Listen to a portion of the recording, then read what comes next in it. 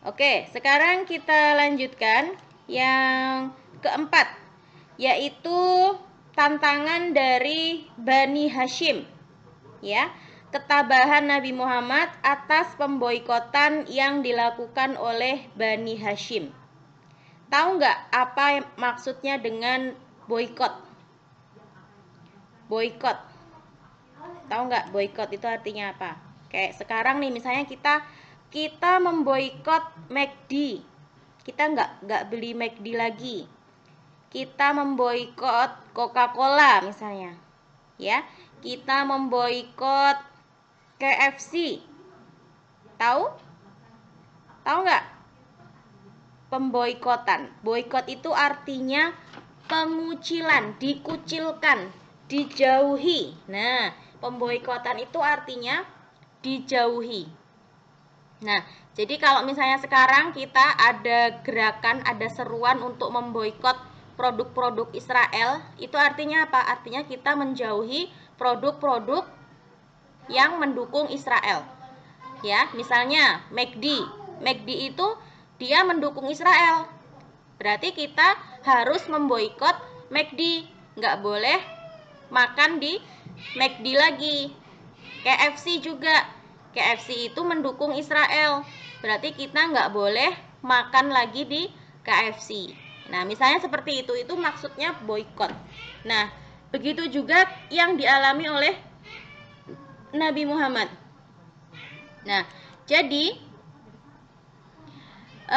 kita baca dulu ya. Pemboikotan sama artinya dengan pengucilan. Kaum kafir Quraisy melakukan pemboikotan terhadap Bani Hashim karena menganggap bahwa Bani Hashim selama ini membela dan melindungi Nabi Muhammad. Dengan diboikotnya Bani Hashim, Nabi dan umat Islam pada waktu itu menderita kelaparan, kemiskinan, dan tidak bisa berhubungan dengan dunia luar.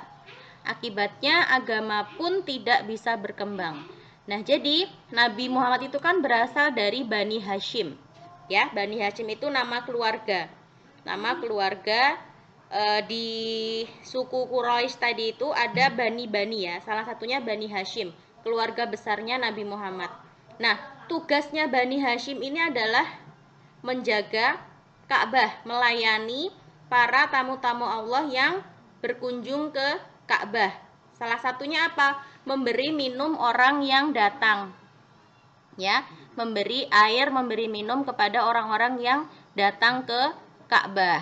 Nah, Bani Hashim ini, keluarganya Nabi Muhammad ini dijauhi oleh orang-orang kafir Quraisy karena dianggap apa? Dianggap membela Nabi, ya. Jadi Bani Hashim ini, keluarga besarnya Nabi Muhammad ini, nggak boleh berjualan, nggak boleh membeli bahan-bahan pokok, ya, nggak boleh keluar dari rumah. Contohnya seperti itu, diboikot, jadi dijauhi, dikucilkan, ya. Nah, jadi Bani Hashim ini akibatnya apa? Kalau orang nggak bisa beli makanan, ya, mau beli makan tapi dilarang. Berarti lama-lama jadi apa? Jadi kelaparan, ya kan? Orang mau berjualan tapi nggak boleh, barang-barangnya nggak ada yang mau beli. Akibatnya apa? Akibatnya dia nggak punya uang, nggak bisa beli makanan. Nah, ini yang dilakukan oleh kaum kafir Quraisy kepada keluarganya Nabi Muhammad, kepada Bani Hashim. Bani Hashim ini diboikot oleh kaum kafir Quraisy. Isi pemboikotan itu adalah sebagai berikut. Nah, jadi orang-orang kafir Quraisy itu melakukan ini terhadap keluarganya Nabi. Tidak boleh melakukan jual beli dengan Bani Hashim, Bani Abdul Muthalib, dan umat Islam. Nah, jadi orang-orang kafir Quraisy itu mereka tidak boleh mengadakan jual beli dengan keluarga besarnya Nabi Muhammad. Kemudian dilarang mengadakan perdamaian dengan keluarga Bani Hashim, Bani Abdul Muthalib, dan umat Islam, kecuali jika Muhammad menyerahkan diri. Tidak boleh mengadakan pernikahan dengan keluarga Bani Hashim, Bani Abdul Muthalib dan umat Islam. Dilarang berbicara dan menjenguk orang sakit dari keluarga Bani Hashim, Bani Abdul Muthalib dan umat Islam. Tempat tinggal umat Islam diasingkan di bagian utara kota Mekah dan dijaga ketat oleh kaum Quraisy sehingga tidak dapat berhubungan dengan masyarakat Mekah. Nah, jadi kaum Quraisy itu mereka menjauhi keluarganya Nabi Muhammad. Tidak boleh jual beli, ya. Jadi keluarganya Nabi Muhammad tidak boleh berdagang, tidak boleh membeli apapun dari kaum Quraisy. Bayangkan kalau keluarga kita diperlakukan seperti itu. Kita nggak bisa berjualan, kita juga nggak bisa membeli. Gimana? Kita mau makan, tapi kita nggak bisa beli beras. Kita mau apa? Kita sakit, tapi kita nggak boleh berobat karena keluarga kita dijauhi oleh orang-orang. Bayangkan seperti itu, ya. Terus kita nggak boleh keluar, ya. Kita hanya boleh tinggal di dalam rumah saja, ya. Jadi Bani Hashim itu dikucilkan, disendirikan, hanya boleh tinggal di bagian utara kota Mekah dan dijaga ketat oleh orang-orang Quraisy. Jadi kita seperti dikurung, ya. Bani Hashim itu seperti dikurung di penjara, nggak boleh keluar dari situ, nggak boleh belanja, nggak boleh berjualan, ya, nggak boleh dijenguk kalau sakit, nggak boleh berobat. Nah, itu yang dilakukan oleh orang-orang kafir Quraisy kepada keluarganya Nabi Muhammad.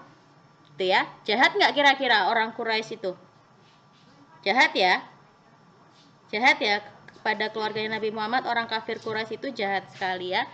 Nah,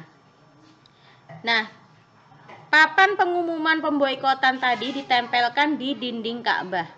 Pengumuman pemboikotan akan dicabut apabila Nabi Muhammad menyerah atau diserahkan untuk dibunuh. Umat Islam pada waktu itu bertahan tidak mau menyerahkan Rasulullah walaupun mereka menderita. Akhirnya tahun berganti tahun, papan pengumuman pemboikotan itu lenyap dimakan rayap. Bersama lenyapnya papan pemboikotan itu, berakhirlah pemboikotan terhadap Bani Hashim. Dalam kenyataannya, pemboikotan pada saat itu tidak mampu memaksa umat Islam untuk meninggalkan agamanya. Ketabahan mereka dalam membantu dan membela Nabi Muhammad menyiarkan agama Islam patut kita contoh. Nah, jadi selama bertahun-tahun keluarganya Nabi Muhammad itu dikucilkan, ya, dikurung, tidak boleh melakukan apapun selama bertahun-tahun. Tapi apa? Tapi umat Islam dan Rasulullah tetap tabah, ya, tetap teguh pendirian, tidak menyerah, dan justru apa? Justru membuat umat Islam semakin kuat, ya, semakin kuat keimanannya, itu ya. Dan akhirnya pemboikotan itu akhirnya pemboikotan itu akhirnya selesai dengan sendirinya karena umat Islam tidak menyerah, tidak mau menyerah. Jadi orang-orang yang memboikot tadi akhirnya capek sendiri, gitu akhirnya. Sekarang kita lanjutkan, yaitu ketabahan para sahabat dalam berdakwah. Nah, siapakah yang dimaksud dengan sahabat Nabi Muhammad? Ya, para sahabat ini maksudnya siapa? Tahu nggak? Ya, jadi yang dimaksud dengan sahabat itu adalah orang yang beragama Islam dan bertemu dengan Nabi Muhammad. Nah, itu namanya sahabat Nabi, ya. Jadi semua orang yang beragama Islam dan bertemu dengan Nabi Muhammad, itu ya namanya sahabat. Oke. Kita lanjutkan dulu membacanya. Yang pertama ada Khadijah binti Khuwailid. Ya, siapakah Khadijah binti Khuwailid itu? Pernah mendengar Khadijah? Pernah mendengar nggak siapakah itu Khadijah? Siapa? Siapa Khadijah?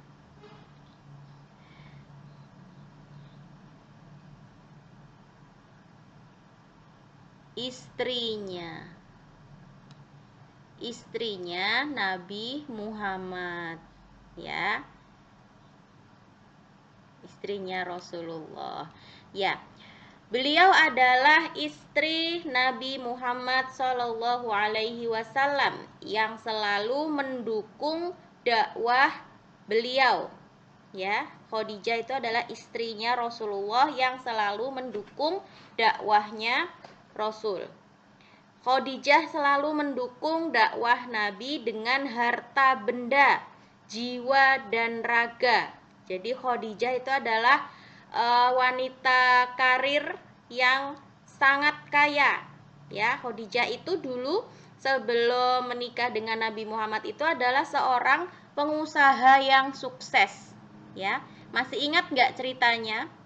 Masih ingat nggak ceritanya? Khadijah itu adalah seorang pengusaha wanita yang sangat sukses, ya. Kemudian Nabi Muhammad diminta tolong, ya. Khadijah meminta tolong kepada Nabi Muhammad untuk membawa barang dagangannya ke Syam, ya. Jadi pada sebelum menikah dengan Nabi Muhammad, Khadijah itu sudah kaya raya, ya, uangnya banyak, punya barang dagangan yang banyak. Nah, beliau biasa berdagang ke Syam, mengutus para karyawannya, ya, untuk berdagang ke Syam. Nah, begitu juga dengan Nabi Muhammad. Awal mulanya Nabi Muhammad itu membawa barang dagangan Khadijah untuk dijualkan ke luar negeri. Ya, jadi Khadijah itu sudah berjualannya lintas negara, antar negara, sudah ekspor impor. Nah, kalau bahasa kerennya sekarang ekspor impor. Jadi Khadijah punya barang-barang di Mekah, kemudian dijual ke luar negeri, dijual ke Syam pada waktu itu. Ya, Khadijah adalah seorang pengusaha yang sukses, kaya raya. Nah, setelah menikah dengan Nabi Muhammad, Khadijah ini adalah orang pertama yang mendukung dakwahnya Nabi Muhammad, ya, mendukung dengan harta, ya, harta bendanya digunakan untuk berdakwah, untuk apa? Menyebarkan agama Islam, mendukung dengan jiwa raga, ya. Banyak harta benda yang digunakan untuk kepentingan dakwah Nabi Muhammad. Bahkan Khadijah banyak menghadapi ancaman dan cacian dari kaum kafir Quraisy. Nah, mereka menyuruh Khadijah agar mau membujuk Nabi Muhammad menghentikan dakwahnya. Namun bujukan itu ditolak.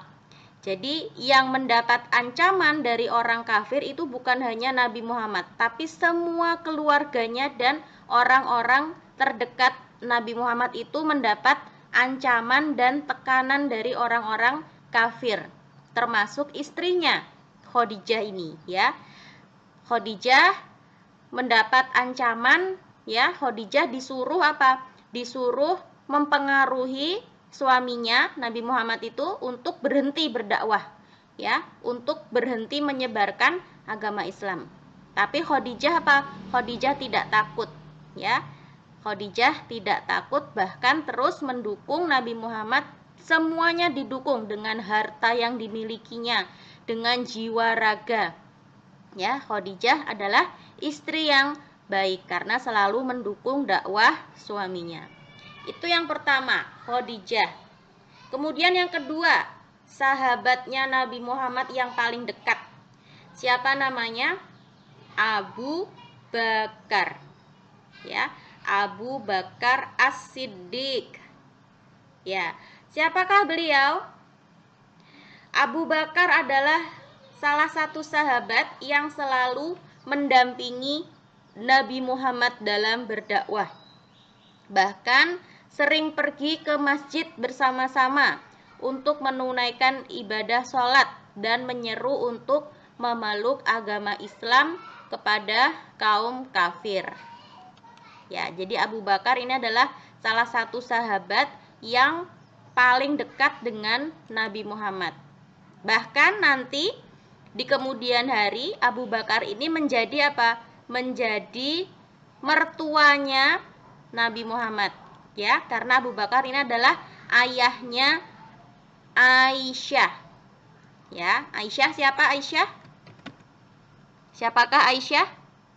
Aisyah adalah istrinya Nabi Muhammad. Jadi setelah Khadijah itu meninggal, ya, kemudian Allah memerintahkan Nabi Muhammad untuk menikah dengan Aisyah, ya. Jadi setelah Khadijah meninggal, Nabi Muhammad kemudian menikah dengan Aisyah. Lah, Aisyah ini adalah anaknya Abu Bakar. Ya, Abu Bakar adalah orang yang setia menemani Nabi Muhammad dalam berdakwah. Ya, masih ingat cerita ketika Nabi Muhammad mau hijrah ke Madinah karena sudah diancam, ya, rumahnya Nabi Muhammad sudah dikepung oleh orang-orang kafir itu, Nabi Muhammad mau dibunuh, ya. Kemudian Allah memerintahkan untuk hijrah, untuk pindah ke Madinah. Nah, siapa yang menemani Nabi Muhammad pada waktu itu? Abu Bakar. Yang menemani Nabi Muhammad hijrah untuk pertama kalinya adalah Abu Bakar, ya. Beliau berdua, Nabi Muhammad dan Abu Bakar ini bersembunyi di Gua Hiro. Ya, bersembunyi di Gua Hiro. Nah, kita lanjutkan membacanya dulu, ya. Pada suatu hari Abu Bakar meminta izin kepada Rasulullah untuk menyeru kepada kaum kafir Quraisy supaya mereka insaf dan mengikuti seruan Allah dan utusannya. Setelah mendapat izin, Abu Bakar lalu berdiri di tengah-tengah masjid dan berkhutbah dengan suara lantang, berseru kepada kaum kafir Quraisy supaya mengikuti seruan Allah dan utusannya Nabi Muhammad. Tetapi apa tanggapan kaum kafir? Mereka memukuli Abu Bakar sehingga jatuh karena tidak kuat menahan pukulan-pukulan mereka. Ketika mencoba melarikan diri, dengan segera ia ditangkap oleh Utbah bin Rabi'ah dan dipukuli lagi. Nah, jadi ketika Abu Bakar ini berdakwah, ya, berkhutbah gitu di tengah-tengah orang-orang kafir, Abu Bakar ini dipukuli oleh orang-orang kafir tadi, ya, dipukul, dikeroyok bareng-bareng Abu Bakar ini, ya, sampai apa? Sampai luka-luka, sampai jatuh. Nah, kemudian karena Abu Bakar ini merasa sudah lemah, tidak berdaya menghadapi pukulan-pukulan tadi, akhirnya Abu Bakar mencoba untuk melarikan diri, mencoba untuk menyelamatkan diri. Tetapi apa? Tetapi ketangkep lagi sama orang kafir. Namanya siapa? Namanya Utbah bin Rabi'ah. Kemudian Abu Bakar dikeroyok lagi, dipukuli lagi. Nah, akhirnya Abu Bakar ditolong oleh orang-orang dari keturunan keluarga Taimi yang kebetulan lewat dan dibawa ke rumah ayahnya, yaitu Abu Quhafah. Dengan takdir Allah, tidak beberapa lama kemudian Abu Bakar sembuh dari luka-lukanya itu. Nah, ini sahabat yang mendapat ancaman dari kaum kafir. Tadi yang pertama ada istrinya Nabi Muhammad, kemudian ada sahabatnya yaitu Abu Bakar. Ya, kemudian yang ketiga, ketabahan keluarga Sumayyah. Nah, siapakah Sumayyah itu? Ya. Sumayyah itu adalah salah satu sahabat Nabi, ya. Jadi Sumayyah ini adalah salah satu sahabat sahabat Nabi dari kalangan perempuan, sahabiyah namanya, ya. Kalau laki-laki kan namanya sahabat. Kalau perempuan namanya Sohabiyah.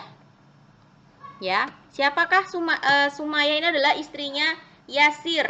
Jadi yang disiksa ini adalah sekeluarga. Ya, suaminya namanya Yasir, istrinya namanya Sumayyah. Nah, bagaimana perasaanmu ketika melihat ada orang yang disiksa di bawah sinar matahari? Jadi di Arab itu kan panas ya. Di Arab itu kan terkenal negara dengan musim panas yang ekstrim, ya, bahkan bisa sampai 50 derajat panasnya. Ya, sudah gitu di tengah gurun pula. Ya, di tengah gurun di saat musim panas, puncak musim panas, keluarga Sumayyah ini disiksa oleh orang-orang kafir. Nah, Yasir itu adalah suami dari Sumayyah. Mereka sekeluarga, Yasir dan istrinya tadi, Yasir dan Sumayyah itu disiksa oleh majikannya yang bernama Abu Jahal. Ya, jadi Sumayyah dan Yasir ini adalah budaknya Abu Jahal. Siapakah Abu Jahal? Abu Jahal itu adalah salah satu pamannya Nabi Muhammad yang juga jahat. Ya, jadi selain Abu Lahab ada juga Abu Jahal. Ini orang jahat juga ya, orang kafir yang jahat dan kejam. Ya, dia Abu Jahal ini menyiksa budaknya namanya Yasir dan Sumayyah, disiksa di tengah padang pasir yang panas. Diikat, kemudian diseret, ya, diseret pakai onta itu, dan dijemur di panas matahari, beralaskan pasir yang dibakar. Nah, jadi bayangkan di tengah padang pasir yang panas, ya, orang berdua tadi itu, suami istri tadi itu, Yasir dan Sumayyah tadi diikat, ya, kemudian diseret dengan kuda, bukan onta ya, kalau onta jalannya lambat, diseret dengan kuda.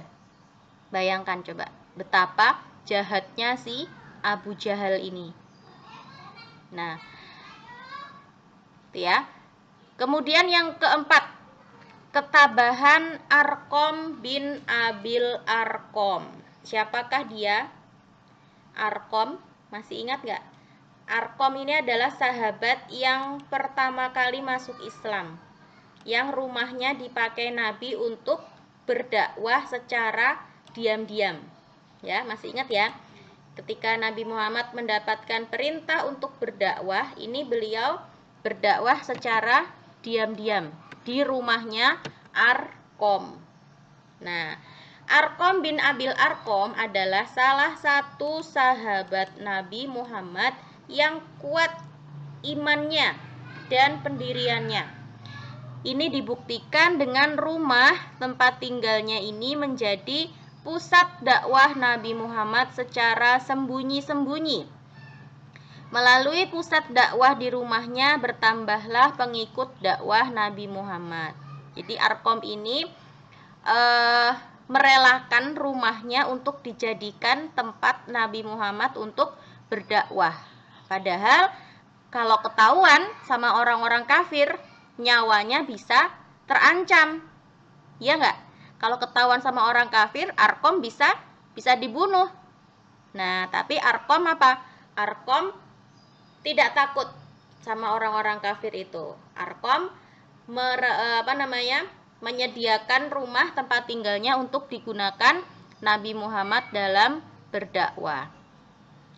Arqam bin Abil Arqam sering mendapat ancaman dan bujukan dari kaum kafir Quraisy agar meninggalkan ajaran Islam. Tapi Arqam tetap tabah dan menjadi pengikut setia Nabi Muhammad. Bahkan beliau ikut hijrah ke Madinah, meninggalkan rumah dan harta bendanya yang melimpah. Jadi Arqam ini adalah termasuk orang yang kaya raya, ya. Hartanya digunakan untuk berdakwah Islam, digunakan untuk membantu dakwahnya Nabi. Nah, ketika mendapatkan perintah untuk berhijrah meninggalkan kota Mekah, Arqam ini langsung ikut, ya. Hijrah itu jangan dikira hanya pergi misalnya dari Indonesia pindah ke Jepang. Enggak seperti itu, ya. Jadi hijrah itu meninggalkan semua yang dimiliki. Jadi nggak bisa balik lagi ke Mekah, ya. Semua yang sudah dikumpulkan hartanya, kalau dia orang kaya, ya, contohnya Arkom tadi ya, itu semua ditinggalkan. Rumah, harta benda, hewan peliharaan, kebun, ya, semua harta bendanya ditinggal di Mekah, sudah nggak punya harta lagi, ya. Jadi betapa dahsyatnya hijrah ke Madinah. Jangan dikira hijrah ke Madinah itu hanya pergi sebentar kemudian bisa balik lagi, enggak, ya. Jadi peristiwa hijrah itu adalah peristiwa yang sangat luar biasa, di mana orang-orang itu rela meninggalkan semua yang dimilikinya di Mekah, sudah ditinggal, pergi ke Madinah nggak bawa apa-apa, kecuali apa? Kecuali yang mampu dibawa selama perjalanan itu. Jadi yang punya tanah, yang punya perkebunan, yang punya onta banyak, ya, punya kambing, punya harta benda, itu semua ditinggal di Mekah, ya. Jadi pergi ke Madinah itu tidak membawa apa-apa, kecuali apa? Kecuali yang mampu untuk dibawa saja, secukupnya saja. Jadi mereka pergi hijrah ke Madinah itu memulai lagi dari nol, nggak punya apa-apa sama sekali. Itulah hebatnya apa? Peristiwa hijrah. Nah, orang-orang yang ikut hijrah ini adalah orang-orang yang pengikut setia Nabi Muhammad, sahabat-sahabat Nabi yang setia, ya, rela meninggalkan semua yang dimiliki di Mekah, ya, kemudian ikut Nabi hijrah ke Madinah. Tuh ya, siapa tadi namanya? Arkom bin Abil Arkom. Tuh ya. Nah, sampai di sini dulu. Besok kita lanjutkan lagi ceritanya ya.